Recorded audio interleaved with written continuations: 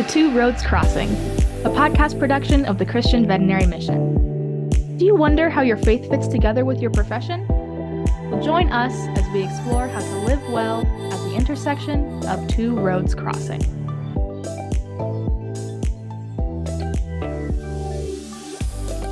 Well, hello and welcome to Two Roads Crossing. My name is Barry Schwenk. I am your host of this podcast. I'm also a pastor and a veterinarian, and I am pleased to be joined once again with Dr. Rebecca Quam as we continue to dive into the intersection of faith and veterinary medicine. Rebecca, I appreciate you coming back and sharing a little bit more. It looks like it's not raining too hard. Nope, So just a little bit of sprinkle.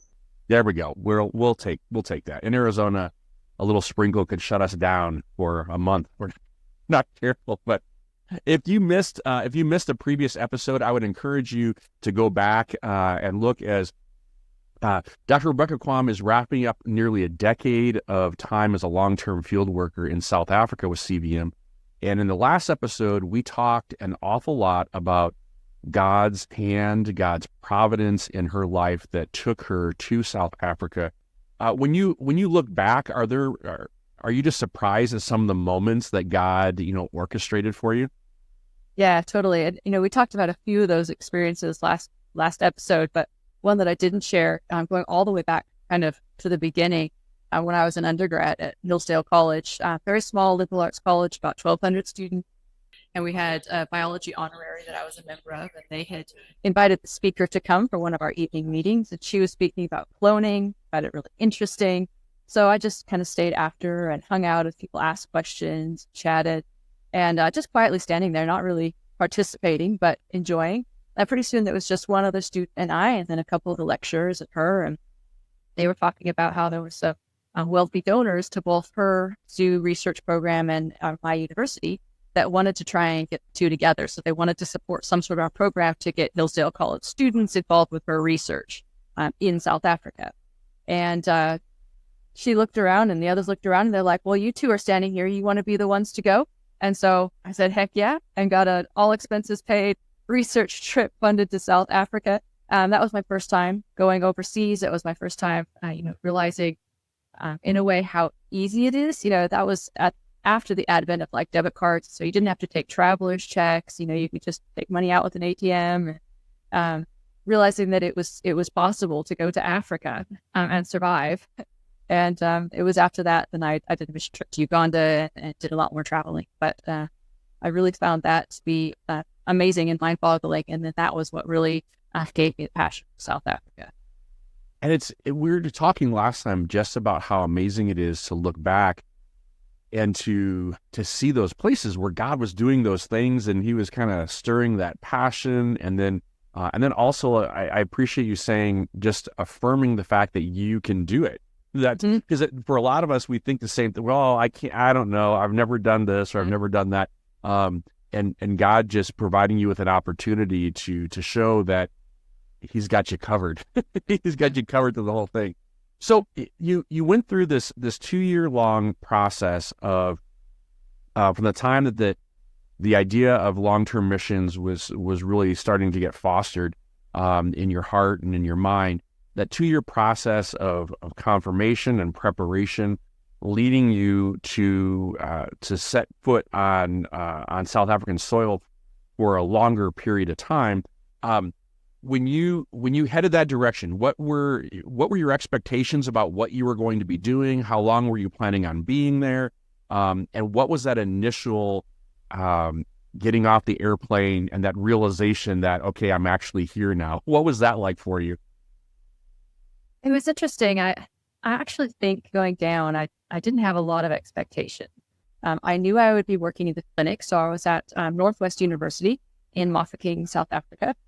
And it's a campus of about 10,000 students, so fairly large, one of 3 campuses that the university has. But ours is the only one that has an animal health department. And as part of that, we train animal technicians. And they had a clinic on campus. We saw community-owned pets. We didn't do it for free, but we did it at a fairly inexpensive rate. And then our students worked in the clinic doing rotations in their final year. And so I knew I would be working in the clinic 3 days a week, working as a veterinarian, small animal veterinarian, but also then working with students doing basic skills, taking temperatures, getting histories from owners, dispensing medications, restraining pets, just the real basics. So I knew I was going to do that. I wasn't entirely sure where else things were going to go.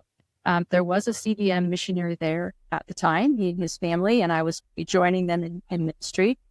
He'd been doing some Bible studies with the animal health department and was very involved in the local church and doing a lot with them and Awana at that church and the youth group there.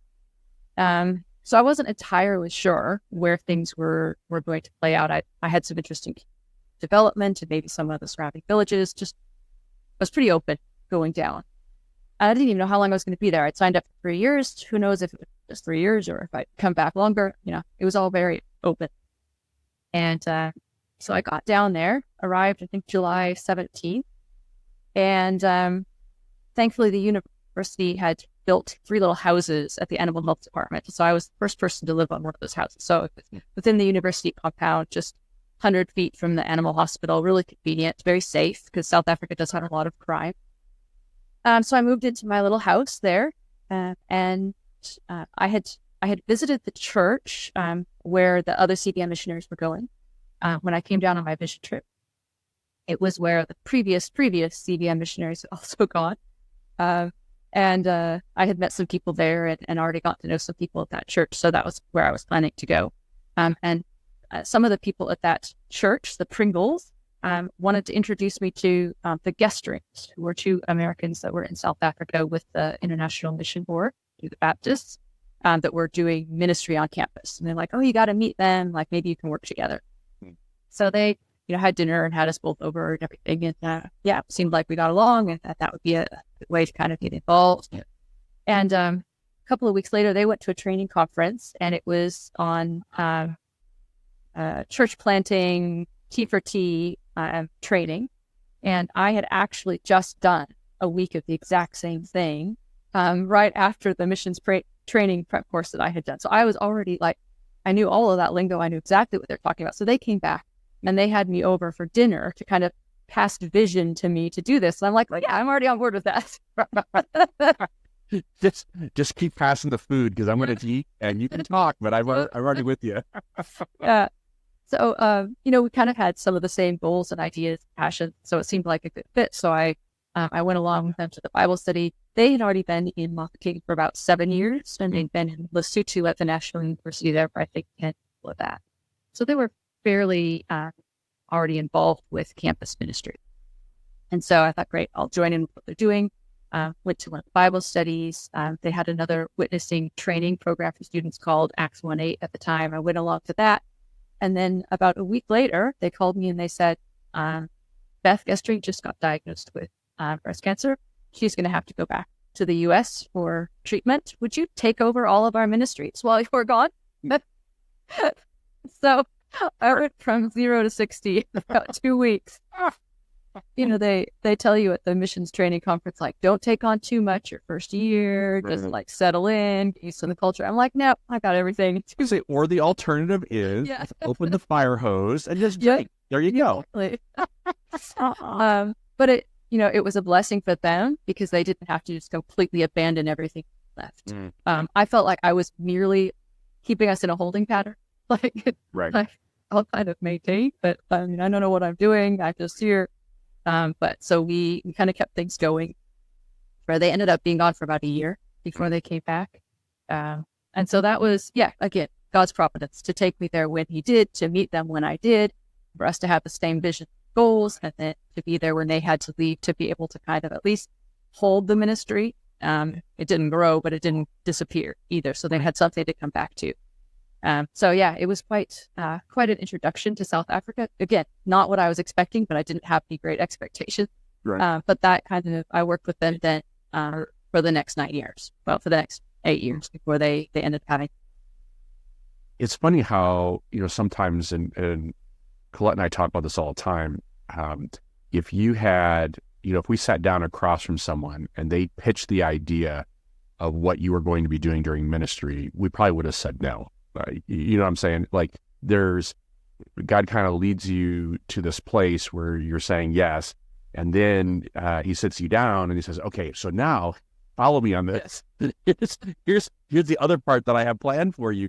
And when you look back, if you had started in that, you would have just completely dismissed it. And yet you just see, again, you see his hand at work so beautifully.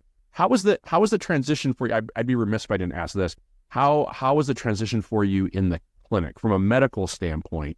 I'm sure there are people that are listening that are wondering, how was practicing small animal medicine in that sort of setting for you? How long did it take for you to feel comfortable and competent and so on? It didn't take me very long to be competent. It's not that different from the U.S. I mean, South Africa is this vacillates back and forth between first world and developing. If you're in the bigger cities, it's just like being in America in a large extent. If you get out to the rural villages, 30% of the population doesn't have access to sanitation. So it really varies a lot, but they have everything that you could want. It's available in the country somewhere. We had a really nice digital x-ray machine. We had an ultrasound machine, although I'm not that great with ultrasound, so I didn't use it a lot. We had a very nice surgical suite. We had a good monitoring system. I mean, that's part of the benefit of being at the university as well. There was money there to buy things to do it right. There were some things we didn't have. We didn't really have access to be able to do blood work. These are some of the things that are frustrating. They had the machine, but keeping like the cassette in just was like, there were some things that went on. So there were things that you didn't have, but in general, we had pretty much everything that we could want or need. It's a little bit different in that obviously the clientele doesn't have as much extra money. And so if you're doing a lot of like plan B, C, and D, you don't always often get to do plan A. But still the availability is there to do plan A for the clients. We did a lot of preventative care. We see a lot of more reactive medicine rather than preventative or geriatric medicine. So very little geriatric. I think I saw 2 renal failure cats in 9 years, and just a few dogs with arthritis. It's much more jumped out of the car, broke a leg, got in a bite wounds, got attacked by a warthog, tusk lacerations. I don't know how many warthog puncture wounds that I get are actually. I know. But then we also saw a lot of infectious diseases. So we could see 6 to 10 parvo puppies a day during the season. Distemper, I'd never seen distemper before. Babesia, Ehrlichia, hepatozoa, all the tick-borne diseases you would see on almost a daily basis. So I had to ask about those kind of things. Like I can handle wounds, I can handle that, but I've never seen a case of distemper like that. Right. I don't know what to do about Babesia and Ehrlichia when I have that. But thankfully there were enough vets in the department that I could ask, and the other CBM missionary that was there, I could talk to him as well because he had been down there for about a year. That was, it took a little bit of adapting, but I was fairly confident in my clinical skills. I think it would be more difficult to go straight out of vet school. I had 7 years to be confident in my surgical skills and my medical skills, and then it was easier to adapt. I think coming out of medical school, it would have been more difficult to make that transition. Yeah, especially when they're kind of looking to you to kind of lead a group of students, and if you're that fresh, I could see where that would be kind of uncomfortable. So it's interesting. So from a ministry standpoint, you have this opportunity to be at the university. You're able to interact with other professors. You have other folks within academia, administration that you're able to interact with. You have access to other missionaries that are in that area, and then you have these students. And how did your ministry then evolve? Because you have this aspect of clinical university life, which probably had some parameters to it, to what you were allowed to do. But then how did ministry outside of the clinic then develop and evolve over that decade that you were there? Yeah, well, one of the interesting things that happened right after I arrived, in addition to taking on for the guest drakes when they left, was about the same time the other CBN missionary who was there at the time let me know, by the way, we're leaving in 3 months. And so, I thought I was going to join them. and now it's going to be just me. So that was a little interesting, but the Lord had provided the guest drinks. So it worked out. He knew in advance. So it ended up for me, because the guest strings were doing their ministry, they weren't involved in animal health at all. Theirs was just campus wide. So the ministry kind of ended up being separate from the clinical work. Now, I did have some animal health students that ended up in the ministry, but it wasn't like my ministry. It was to the animal health department. I worked in the clinic of the animal health department, but then I did most of my student ministry on the open campus population. So it was a little bit different than maybe what I would have anticipated. But yeah, they sort of ended up being two separate and somewhat overlapping parts of my life. And what was, so what kind of opportunities were afforded? And when you look back at, that entire time in South Africa, I'm sure that you have some key things in both your clinical life and in your, this outside clinical life, let's call it that. You had some key things that you look back and you're just amazed at what God had allowed you to witness as he worked in those places. What are some of those kind of stories that you can look back to and see God's hand and also just be in awe of him?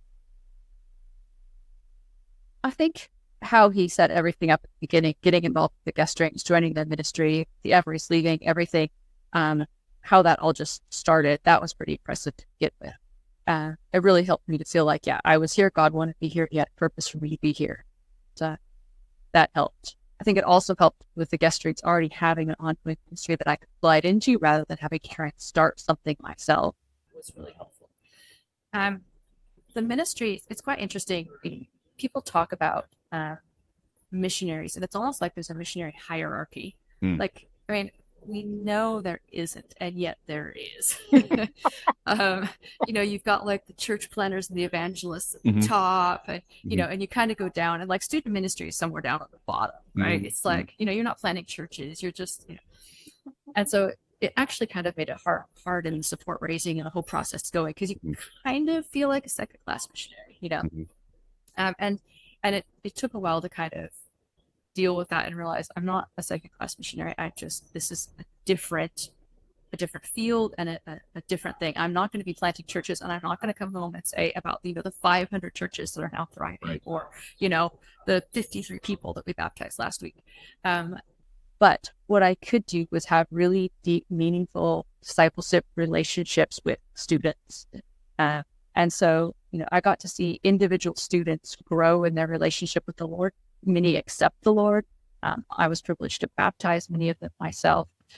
So it's a smaller ministry in a sense, but perhaps a deeper ministry than some church planners that come in, they establish a church, and they're off, and onto something else.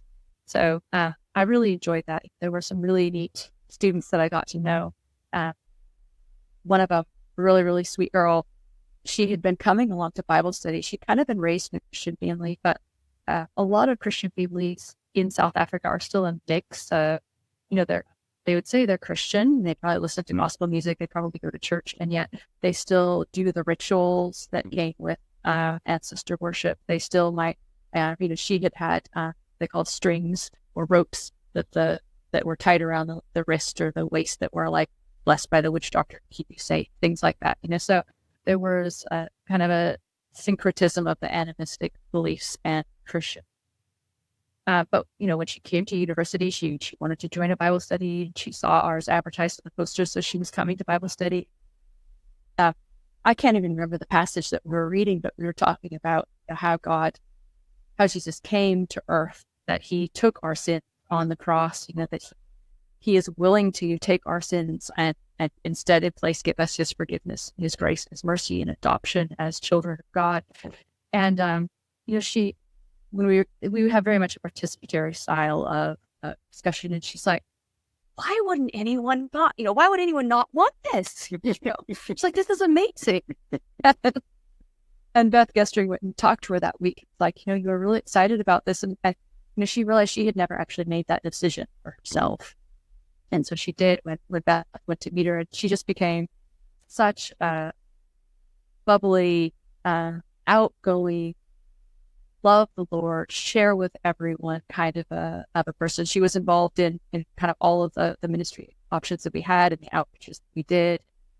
She was always one to just tell people about Jesus and the joy in her face. And she had some difficult things to work through. She was really worried. And I prayed with her several times about telling her mom she'd cut off the ropes that her mom had given her from the witch doctor to keep her safe, and we really prayed about it. When she came back the next term, she's like, my mom didn't even care. So the Lord really blessed her as well. And so, those kind of stories and seeing the growth of these students as they went, when I finally left, we had started as part of the ministry a kind of a house church with the students. And then once the guest drinks left, we had to transition that onto campus. And so I was also now kind of the only one there the last 9 months or so before I left. And it was a lot. And I also had a lot going on. I'd taken on the responsibilities kind of at the clinic as well. And so I knew I couldn't handle everything that we had been doing as a team. So I really had to come to the students and say, okay, like, do we want to continue these things? And if so, how much are you guys willing to step up and, take leadership of these things? And I was like, do you want to continue the home church? Because I was still involved in my church. The guest rings had wanted to do the home church. Eventually we had done it in my house in the evenings. And then after COVID, they wanted to do it at their house in the mornings. And I didn't feel that I was supposed to leave my church where I was serving. So they were doing the house church and I wasn't involved in that part of the ministry. And so, when they left, it was talking to the students saying, look, if you want to continue this, it's going to be in your hands because I'm still over here, and they decided they wanted to. And so she was one of the, part of the leadership team. She was one of the ones that started stepping up to lead the participatory Bible study part of the church, so seeing her growth in the 3 or 4 years that she was with us was so much fun. And that's just what makes the whole thing worthwhile. I reminded, when Paul talks about being responsible for the planting and Apollos, the watering, we look at that. And when you were talking about the hierarchy of missionaries, I kind of chuckle. One of my, we used to laugh all the time because dear friends of ours were IT missionaries. Like they were there doing internet technology support and used to talk about the exact same thing and talk about the difficulties in fundraising. And yet, on the ground, the opportunities of discipleship and mentoring, like their ministry was just such a sweet, special ministry that God just blessed, and the Holy Spirit, provided such growth out of it. And it always makes me chuckle because we criticize the number of loaves and fish in our hands with the skills that we have, and how's God ever going to use, my web-based proficiency to bless to grow the kingdom. And guess what? He does. He has a way of doing that. When you think about how all that grew, what was the most difficult part of that process for you? Because there had to have been times where you were frustrated or doubted or even afraid of what that next step was going to be or the place that you found yourself. What were some of those issues that you faced, and how did God kind of lead you through that over those years? Yeah, I mean, there's a lot of frustrations that come up. A lot of, is this worth it? Are we getting anywhere? Is anything actually happening? There were some students that had been with us through like Bible study and the Acts witnessing training that we did for years, and then graduated from university and went out, got pregnant without being married, and really struggling, kind of walking forward. You kind of think, is what we're doing worth it? It's like, is it making a difference at all? And then certainly when the guest strings left, that was a real challenge as well, because they had anticipated retiring shortly after I was leaving. And then through a series of circumstances, like we went from everything normal to them being gone in about a 3-week period. And everything suddenly, I was having to take on everything, and you having to like change the way everything was done. So it was only going to be, and that was really difficult. But the interesting thing is the Lord provided a couple times of rest in that. That all happened at the end of March, I think. And then in April, I had actually was already booked to go to the CVM Africa retreat. So CVM has get-togethers of the staff in the different regions, and we have some basic training and stuff. And then it's just also a time of just rest and relaxation and fellowship. And so about 2 weeks after the guest rings left, I flew to Kenya and had a week to kind of rest and relax, and then came back. And then I actually also booked with MedSense, the company, the charity that helped to cover my student loans. They started doing these refresh retreats.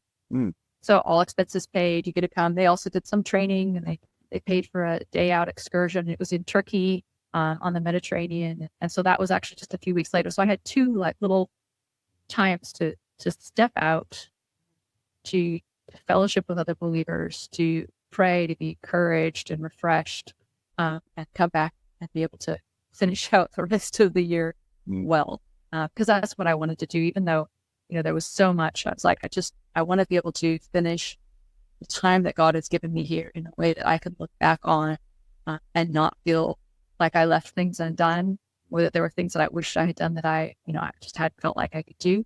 And that's thanks in part to kind of that time of refreshing, but also to the students really stepping up and helping as well. That last year, they wanted to do conferences, like church conferences are a really big thing in Africa, South Africa at least. And so, and it would happen a lot on campus as well. Like different student churches would have like a 1-day conference on something. And so we had several times done a 1-day Heritage Day conference. So Heritage Day is one of their holidays, and everyone celebrates their heritage. And we had done a kind of a 3-4 day conference where we talked about what is our Christian heritage and how to pass that down, things like that. So the students really wanted to do that again this last year after the guest rings were gone. And I'm like, I can't do that. Because it used to be the guest rings and I did all of the talks and presentations, did a braai and made lunch and everything. We used to do it at the guest rings house. I'm like, I just don't know. And they really wanted to do it. And I said, okay, then this is going to be majority in your hand. And they're like, okay. And so I think I did one talk. They did all the other talks. They prepared themselves. We had the stuff that the guest rings had done before, their handouts and everything. And so they used that. And they did half the cooking. They came over to my house at 5 a.m. to braai all of the meat. And so they really stepped up. And I mean, I was busy all day long, and yet, we were able to do it. And I think that was just such a blessing that they were, they wanted to do it and they were willing to put it time in it. And it was actually good for them. They had to take that leadership and to take that step forward. And so I think it was, they got more out of it than they would have if, I and the guest rings had done everything. And we had about 60 students show up for that. So we had a really good turnout, one of the best that we'd ever had. So yeah, I think there's frustrations, but there's also those things that just work. Yeah, well, it's interesting because that it goes back to that Holy Spirit increase, right? Out of those places of frustrations and brokenness and weakness and even failure, it's a place where God really shines through. And even dealing with having that overwhelming kind of partially being inadequate to be able to handle all this on your own allows God to just bless the watering that you've been doing and just give increase and allow the fruit of the Spirit to continue or to develop within those that you've been pouring into for so long. And that's just a testament, again, not to how good you are as a missionary, but to how good God is in doing what God intends to do for his children, and for us to be able to be blessed to be able to see that happen is just a huge thing. Well, you have in your story, we're at this place now where you've transitioned away from South Africa, and that process to me is also something I really want to talk to you about. So I appreciate reflecting on all the things that those joys and frustrations of ministry over the last decade. But I think I'd like to talk to you next about the decision to step away from South Africa, how that decision was made, what you're currently doing, what you're looking forward to, all that kind of good stuff that I think is important for people to also hear and to understand. And once again, we're out of time, which means that if you want to hear that part of, of Dr. Rebecca's story, then you have to come back again next week. Are you good? So the weather's still holding off. You're still good to talk for a little while longer? Okay. Yep. The Lord is holding off the weather. Perfect. Well, as you have been listening, I appreciate Dr. Quam sharing some of her life in South Africa and just kind of reminiscing about God at work. And I would encourage you, if you're listening, no matter where you are, God has allowed you to be in a place where He desires to use you for His honor and glory. It's part of the amazing process of the Spirit of God dwelling within His people. If we are sensitive to hearing His voice and going where He leads, you'll find that there's those times and where you are right now might be filled with frustration. It is only an opportunity for God to shine through all the cracks of your life as well. And so I would encourage you, if you are frustrated right now, maybe stop looking down at your circumstances and start looking up to what God has in store and what He's going to bless you by allowing you to see His hand at work. And when you start to let go and let God a little more, you're really learning how to live well at the intersection of two roads crossing.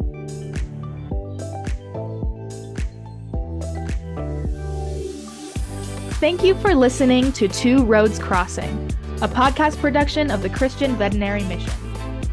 If you are blessed by this content, like and subscribe so that you are alerted when new content is released. If you would like more information about CVM, or if you have questions, comments, or topical suggestions, you can find us online at www.cvm.org. Or you can contact us by emailing podcast@cvm.org. God has a plan for the nations, and that plan includes you. We pray that CVM has encouraged you to live out your calling with confidence and competence. So, until next time, may the voice of the shepherd ring loud and clear as you follow him in faith to the intersection of two roads crossing.